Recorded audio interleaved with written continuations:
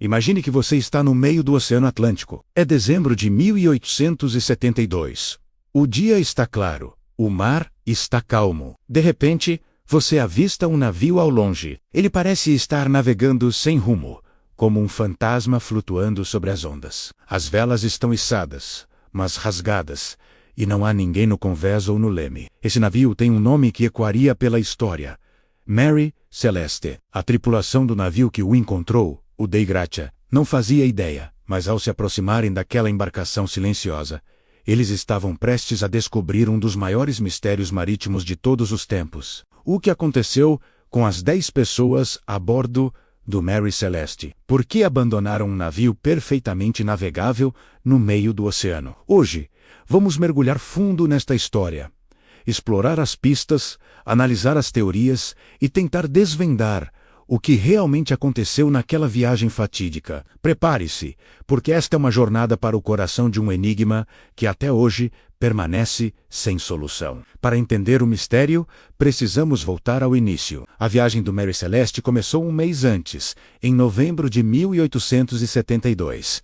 O navio partiu do porto de Nova York com um destino claro: Gênova, na Itália. Sua carga era valiosa e um tanto perigosa: 1.701 barris de álcool industrial. Era uma carga que exigia cuidado, mas nada fora do comum para marinheiros experientes. E a tripulação do Mary Celeste era exatamente isso. No comando estava o capitão Benjamin Briggs, um homem respeitado, com uma carreira impecável no mar. Ele não estava sozinho. A bordo ele trouxe sua família, sua esposa, Sarah, e sua filha de apenas 2 anos. Sofia. Além da família Briggs, havia 7 marinheiros, todos escolhidos a dedo pelo capitão por sua competência e bom caráter. Era uma tripulação pequena, mas sólida. As condições eram ideais. O tempo estava bom quando partiram, e o navio, um brig de 2 mastros, estava em excelentes condições. Cartas enviadas por Sarah antes de partir mostravam otimismo e tranquilidade. Não havia nenhum sinal de problema, nenhuma premonição de perigo. Era para ser apenas mais uma travessia transatlântica, uma viagem de negócios que terminaria com a família reunida em terras italianas. Mas algo, em algum ponto daquela jornada, deu terrivelmente errado. A última anotação no diário de bordo do Mary Celeste é datada de 25 de novembro. Ela registrava a posição do navio, a leste dos Açores, e não mencionava qualquer problema.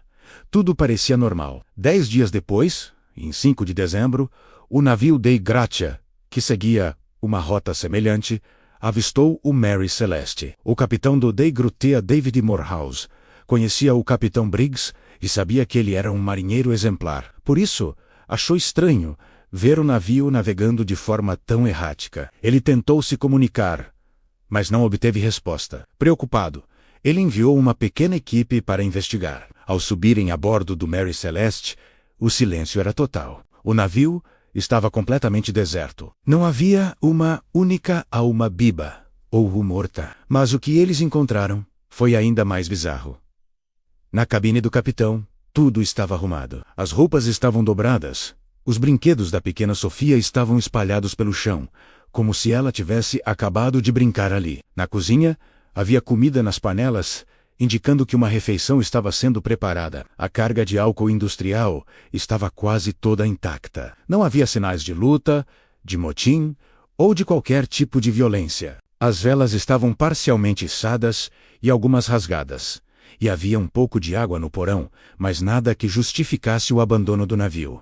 Ele estava em perfeitas condições de navegar. Onde estavam as 10 pessoas? O que as levou a desaparecer sem deixar rastros? A equipe do Dei Gratia fez uma inspeção minuciosa, e cada nova descoberta apenas aprofundava o mistério. O único bote salva-vidas do navio havia desaparecido. Isso sugeria que a tripulação havia abandonado o Mary Celeste de propósito.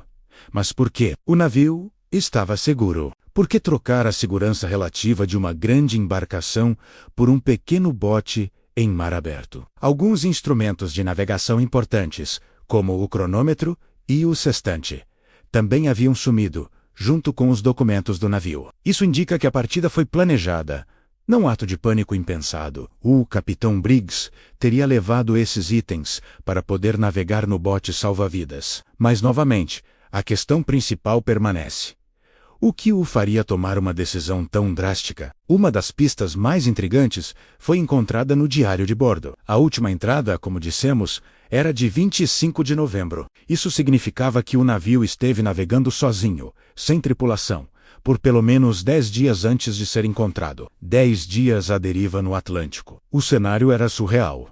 Um navio perfeitamente funcional, com comida na mesa e pertences pessoais intocados, mas sem ninguém para contar a história. Era como se as pessoas tivessem simplesmente evaporado no ar. O mistério do Mary Celeste não estava no que foi encontrado, mas sim no que estava faltando à sua tripulação. Com um quebra-cabeça tão complexo, não demorou para que as teorias começassem a surgir, e elas vão do plausível ao completamente fantástico. Uma das teorias mais aceitas e racionais envolve a carga do navio.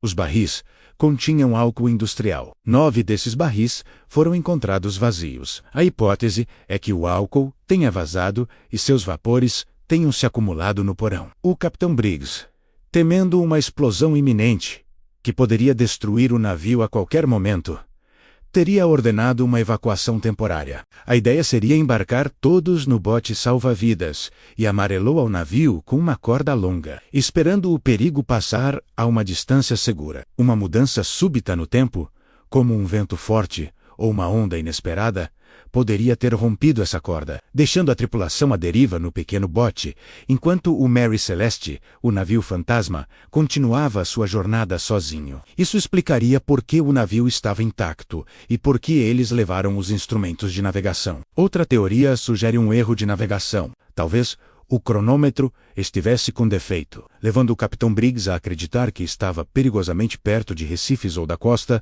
quando na verdade estava em mar aberto. O medo de encalhar e afundar poderia tê-lo levado a abandonar o navio prematuramente. No entanto, Briggs era um navegador experiente, e um erro tão básico parece improvável. E claro, não podemos esquecer das teorias mais dramáticas. Ataque de piratas? Foi uma das primeiras suspeitas, mas foi rapidamente descartada. Não havia sinais de violência e a carga valiosa estava intacta. Piratas não deixariam tudo para trás. E os fenômenos naturais? Uma tromba d'água ou uma onda gigante poderia ter varrido o convés, levando todos para o mar? É possível.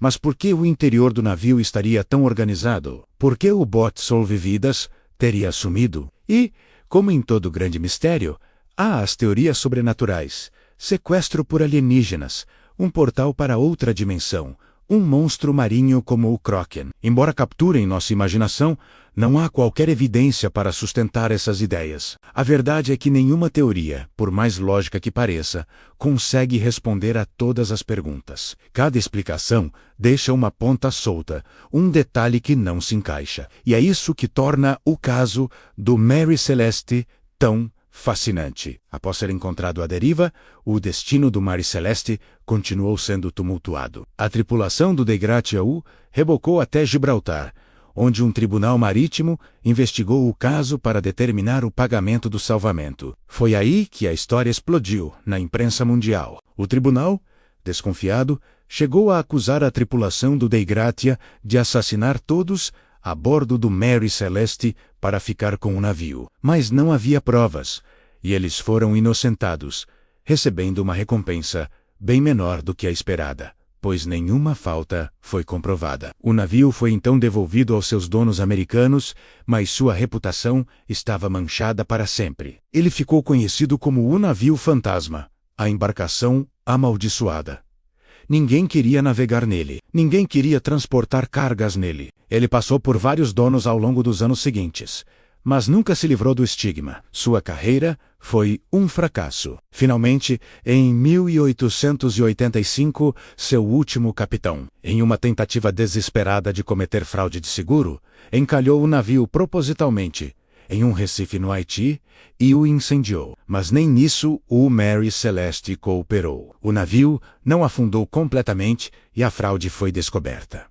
O fim do navio foi tão melancólico quanto sua história. E assim, chegamos ao fim da nossa jornada. Mais de 150 anos se passaram desde que o Mary Celeste foi encontrado sozinho no Atlântico. A tecnologia avançou, exploramos as profundezas dos oceanos e os confins do espaço. Mas este mistério simples e ao mesmo tempo complexo permanece intacto en o corpus. Não há uma cena do crime.